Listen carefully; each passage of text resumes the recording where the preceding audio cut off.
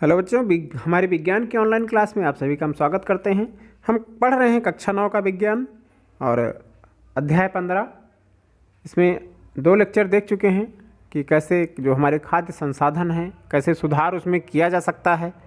प्रमुख खाद्य संसाधन कौन कौन से होते हैं यह हम देख चुके हैं, और फसलों में सुधार के लिए किस्मों में सुधार कैसे किया जा सकता है, कौन सी विधियाँ अपनाकर हम किस्मों में सुधार कर सकते हैं, अच्छी नस्ल का बीज हम चयन करते हैं, और साथ ही यह देखते हैं कि हम फसल के जो उत्पादन है उनका प्रबंधन कैसे करते हैं। तो पहला प्रबंधन जो था वो पोषक पदार्थों का प्रबंधन था, जिसमें बृहद पोषक तत्व और सूक्ष्म पोषक तत्वों के बारे में पढ़ा कि कौन से पोषक पदार्थ कितनी मात्रा में पौधों को चाहिए और हवा पानी से पौधों को कौन से पोषक पदार्थ प्राप्त होते हैं। उसी क्रम में आज हम आगे देखेंगे कि फसल उत्पादन प्रबंधन में और कौन से महत्वपूर्ण बिंदु हैं। तो खाद एक महत्वपूर्ण बिंदु है, उसके बारे में देखा जाए।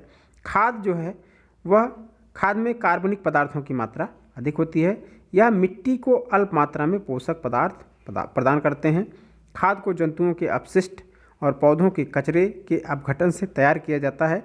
खाद मिट्टी को पोषकों और कार्बनिक पदार्थों से परिपूर्ण करती है और मिट्टी की उर्वरता को बढ़ाती है। खाद में कार्बनिक पदार्थों की अधिक मात्रा मिट्टी की संरचना में सुधार करती है। इसके कारण रेतीली मिट्टी में पानी को रखने की क्षमता बढ़ जाती है। चिकनी मिट्टी में कार्बनिक पदार्थों की अधिक मात्रा पानी को निकालने में सहायता करती है, जिससे पानी एकत्रित नहीं होता है। खाद के बनाने में हम जैविक कचरे का उपयोग करते हैं।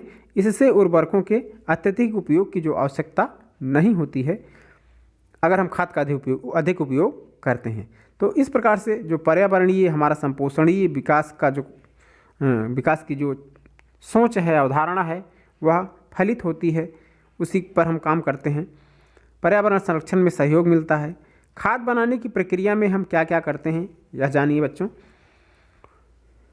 जैव पदार्थ के उपयोग के आधार पर हम खाद को निम्न वर्गों में विभाजित कर सकते हैं। जो पौधों को देने वाली खाद है उसे हम विभिन्न वर्गों में विभाजित कर सकते हैं, जैसे कंपोस्ट और वर्मी कंपोस्ट। 2 तरह की कंपोस्ट के बारे में जान लें।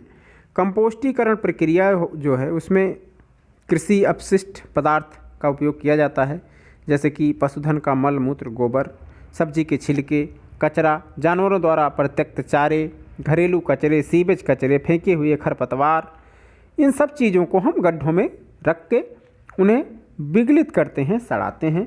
और कंपोस्ट में जो कार्बनिक पदार्थ हैं या पोषक हैं वह बहुत अधिक मात्रा में होते हैं।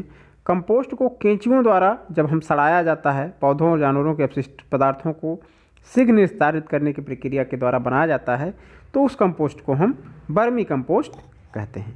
तो ध्यान रखें, कंपोस्ट और वर्मी कंपोस्ट में यही अंतर है कि वहाँ सड़ाने की प्रक्रिया में केंचुओं का उपयोग करते हैं, तो उसे वर्मी कंपोस्ट हम कहते हैं।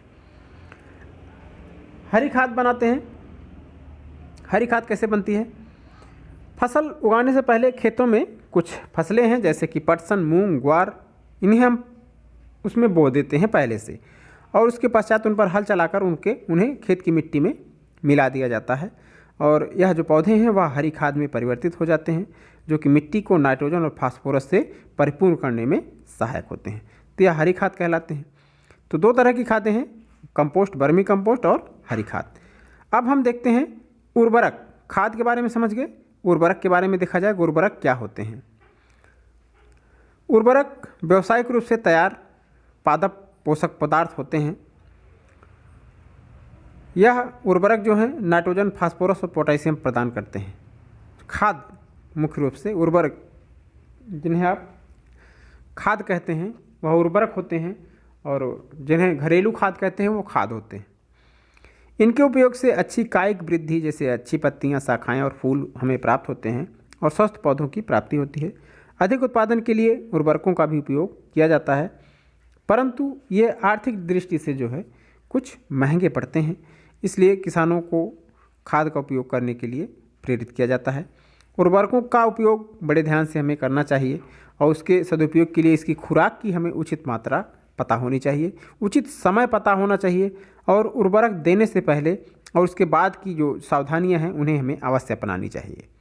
जैसे कभी कभी क्या होता है कि उर्वरक अधिक सिंचाई के कारण पानी में बह जाते हैं और पौधे उसका पूरा लाभ नहीं ले पाते हैं। उर्वरक की यह जो अधिक मात्रा है वह जल प्रदूषण का कारण बन जाती है। अगर पौधे उपयोग कर लेते तो जल प्रदूषण नहीं होता। तो यह हमें ध्यान रखना चाहिए कि अधिक पानी में खाद का उपयोग नहीं करना चाहिए। हमने पिछले अध्याय में पढ़ा है कि उर्वरक का सतत प्रयोग मिट्टी की उर्वरता को घटाता है। क्यों? क्योंकि कार्बनिक पदार्थ की जो पुनः पूर्ति नहीं हो पाती है, इससे सूक्ष्म जीवों और भूमिगत जीवों का जो जनन चक्र है वह अवरुद्ध हो जाता है। उर्वरकों के उपयोग के द्वारा हम फसलों का अधिक उत्पादन कम समय में प्राप्त हो सकता है, लेकिन यह मृदा की जो उर्वरता है उसको कुछ समय के पश्चात हानि पहुंचाने लगता है, जबकि खाद के उपयोग के द्वारा हम उसे कभी भी वह खाद जो है वह मृदा को हानि नहीं पहुंचाता है। तो इसलिए सलाह दी जाती है कि ज़्यादा से ज़्यादा मात्रा में जैविक खाद या खाद का उपयोग करें और उर्वरकों का उपयोग कम से कम किया जाए। कार्बनिक खेती करने की वह खेती जो है, कार्बनिक खेती के बारे में बात की जाती है।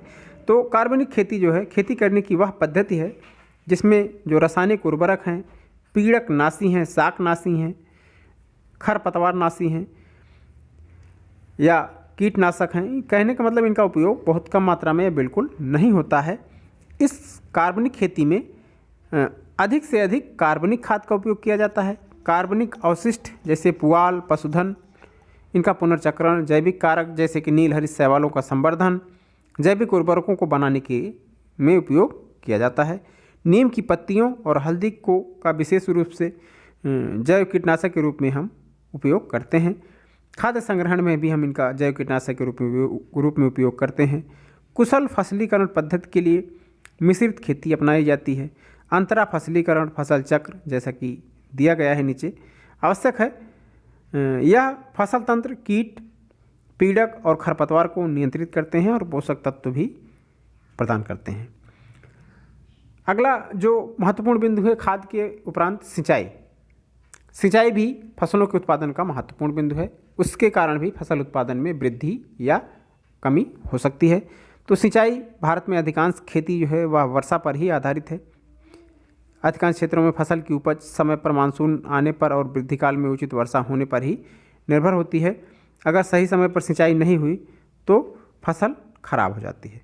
इसलिए कम वर्षा होने पर फसल उत्पादन कम हो जाता है और फसल की वृद्धि काल में उचित समय पर सिंचाई करने से जो संभावित फसल उत्पादन में वृद्धि है वह अधिक हो सकती है। इसलिए अधिकाधिक कृषि भूमि को सिंचित करने के लिए बहुत से उपाय किए जाते हैं। भारत में अनेक पानी के स्रोत हैं और विभिन्न प्रकार की जलवायु है। इन परिस्थितियों में विभिन्न प्रकार की सिंचाई की विधियां पानी के स्रोत की उपलब्धता के आधार पर अपनाई जाती हैं। जैसा जहां स्रोत उपलब्ध है उस आधार पर वहां पे सिंचाई के साधन अपनाए जाते हैं। इन स्रोतों में मुख्य रूप से जो है कुएँ, नहरें, नदियाँ और तालाबों को रखा जाता है। कुएँ दो प्रकार के होते हैं, खुदे कुएँ और नलकूप। खुदे हुए कुएँ द्वारा भूमिगत जल स्तरों में स्थित पानी को एकत्रित किया जाता है। नलकूप में पानी गहरे जल स्तरों से निकाला जाता है।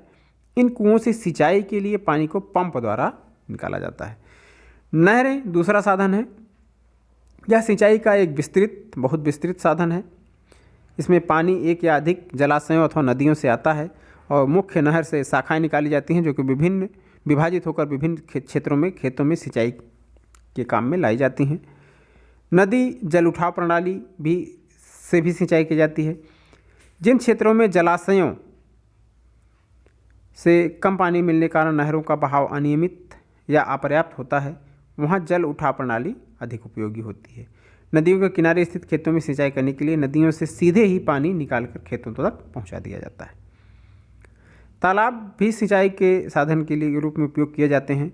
छोटे जलाशय जो कि छोटे छोटे क्षेत्रों में बहे हुए पानी का संग्रह करते हैं उनका और तालाब का रूप ले लेते हैं, उनका उपयोग सिंचाई के रूप में किया जाता है।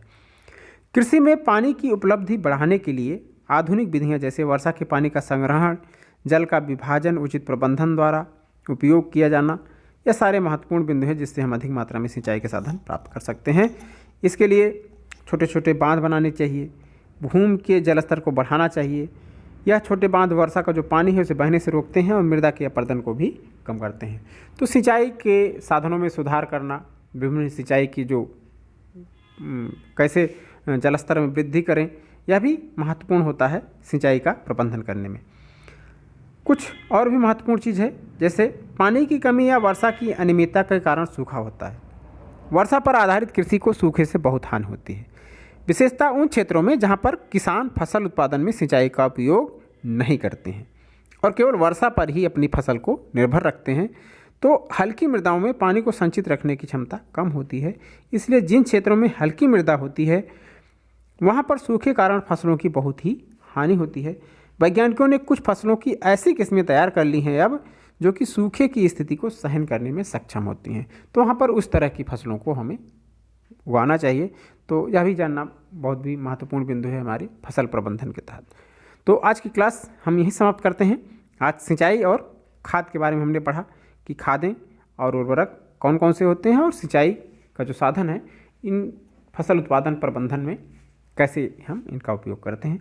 तो आज की क्लास हम यहीं समाप्त करते हैं। आपसे मिलेंगे अगली क्लास के साथ। इस क्लास से संबंधित कोई भी डाउट हो तो फ़ोन करके, कमेंट करके, बेहिचक आप हमसे कभी भी कमेंट करके पूछ सकते हैं। बाकी घर पे रहें, पढ़ते रहें। हमारी बहुत बहुत शुभकामनाएं।